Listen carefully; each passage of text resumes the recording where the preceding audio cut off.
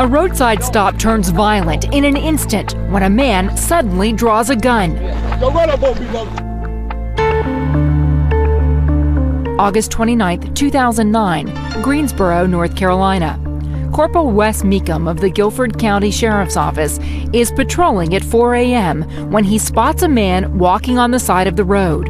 I had traveled this road, I couldn't tell you how many times on night shift throughout my career, and never, in all those times I traveled that road, seen anybody walking that time of night. Corporal Mecham wonders if maybe the man's car has broken down and he's walking to get help. Mecham flips on his lights. His dash cam turns on automatically. You know, I'm not saying you do anything wrong, I'm just asking, you know what I mean? Like I said, we don't get many people walking this time of the night. I said, "Sir, do you mind if I speak to you?" He was very compliant, very polite, talked to me in a very friendly manner. Mecham asks to see some ID and even starts to crack jokes. Yeah, you've been walking a while, got some wet shoes. The man explains that he is walking to go buy a soda. Aside from the late hour, this doesn't seem unusual to Corporal Mecham. You just going to get something to drink or something to eat, or wait? Okay, that's cool. What is odd, however, is the man's ID. Is that your ID right there? Yes, sir. Can you hand it to me, please? Yes, sir. Okay, thank you. Well, man, you got a haircut and a shave since this was taken, ain't you? The picture in the ID seemed very strange to me. He had a full beard, it was very scraggly, just a very rough looking picture. Can you give me just 1 second? I'll be right back with you, okay? The man gives his name as Daniel Roy Smith, and Corporal Mecham heads back to his cruiser to radio in the information. Everything seems to be in order, but Corporal Mecham still has to check one more thing.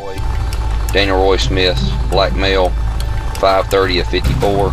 I typed in his ID number on my computer and ran a check through DMV.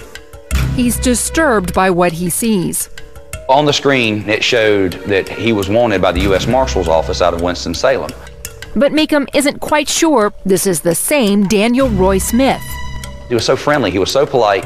I couldn't imagine that if he knew he was wanted, he would have handed me his ID. That was what was so caught me off guard. Corporal Mecham sees Daniel Roy Smith waiting patiently in front of the cruiser. If he were wanted by police, wouldn't he try to escape? Why is he being so compliant? Why is he sticking around? Why isn't he making a run for it? All those things just made me think I got the wrong guy. He decides to question Smith further. Just right here for me, okay? Let me ask you something. I'm gonna be honest with you. Are you supposed to be in a halfway house or something like that? Okay, you sure about that? Because we're checking on something right now, but it looks like you do. And that's something I regret, is giving him that heads up that I knew he was wanted. I wished I had not done that. You don't have anything on you, weapons or anything, do you? I also asked him to put his little satchel thing, it was a little day planner, put it on the hood of the car because I wanted to pat him down for weapons. Mecham had already inspected the inside of the satchel when Smith had shown him his ID. I had to look down inside of it. From what I thought I saw in the planner was there was nothing in there that could hurt me. I didn't realize that there was another pocket on the bottom of the planner, and I never saw him turn the planner over and unzip it. Just lay your little satchel thing right there. When Mecham asks him to put the satchel down, it sets Smith off. Right there. Well, you might have a warrant on you. When he started backing up, I immediately knew then that that's a telltale sign of when someone is non-compliant, that they're the guy you're looking for. Corporal Mecham pleads with him to stop. Don't do this. Don't do this. I really thought he was going to run, and then a foot chase would ensue, and then possibly him be tasered, different things like that. And that's what I meant when I said, let's don't do this. Don't do this, Mr. Smith. I certainly had no idea that he was about to pull a gun. Without warning, Smith reaches into his satchel and pulls out a revolver. Go right up on me, brother. Okay. He pulled it out. I saw the barrel.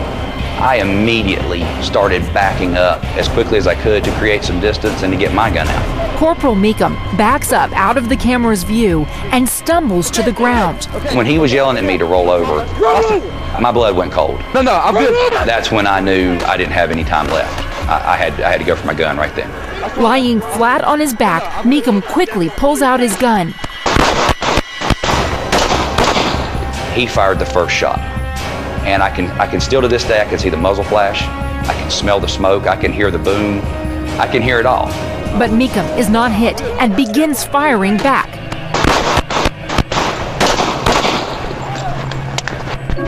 I know all total I hit him 5 times. I don't know how many bullets hit him at that moment when he was standing over me and how many may have struck as he was running away.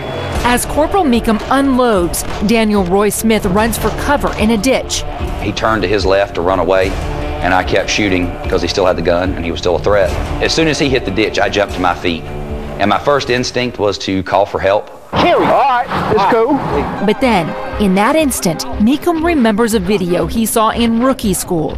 It was a 1992 traffic stop in South Carolina with a state trooper named Mark Coates.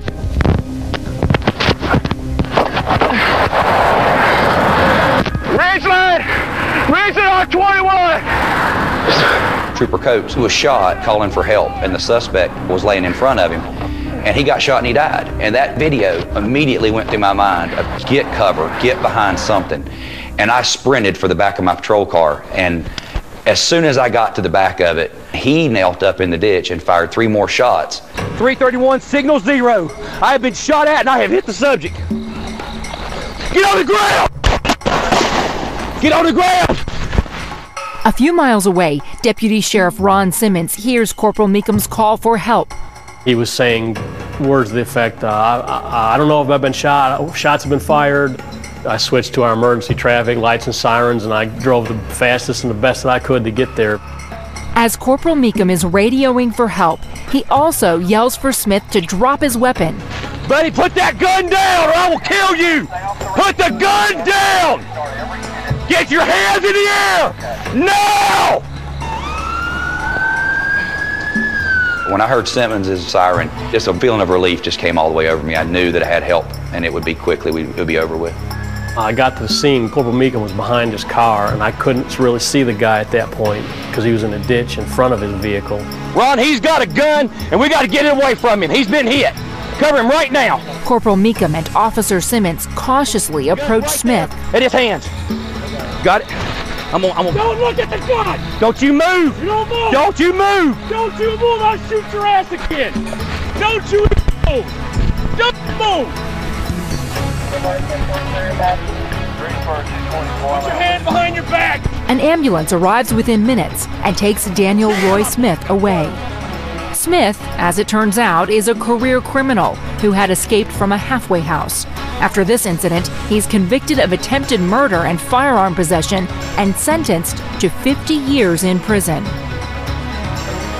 Despite being shot at from point-blank range, Corporal Mecham escapes the incident without injury. He attributes that in part to a premonition he had the night before. Basically, the night before, I just had this feeling come over me that I needed to practice drawing my weapon and do that repeatedly. And I unloaded my gun, and then I started putting it back in the holster, securing it, and then what we call quick draw. And there's no doubt in my mind that that was heaven sent, that I needed to practice more so than ever.